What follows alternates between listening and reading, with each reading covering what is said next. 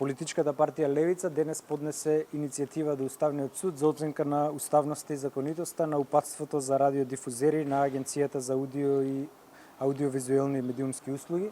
Сметаме дека ова упатство за радиодифузери е спротивно на Уставот и на Изборниот законник, затоа што го повредува правото на еднаков пристап до медиумите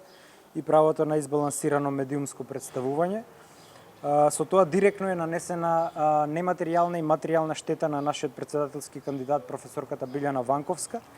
и апелираме Уставниот суд да донесе итна времена мерка, односно решение за запирање на извршување на поединечните акти и действија, затоа што вакво упатство е донесено само 3 дена пред официјалниот старт на изборната кампања.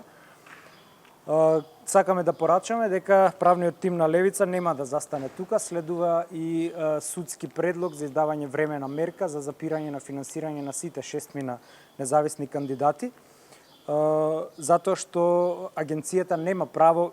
креативно да го толкува изборниот законник и ќе поднесеме кривични пријави против сите членови на Советот на АВМУ до Основното јавно обвинителство за гонење организиран криминал и корупција, а истовремено нашиот правен тим ќе поднесе и тужби за надомест на материјална штета, за солидарна одговорност на сите членови на Советот, со кој што ќе бараме надомест на оваа милионска штета која што ни е нанесена. Со ова доведен е во прашање и целиот кредибилитет на изборниот процес, особено за председателските избори.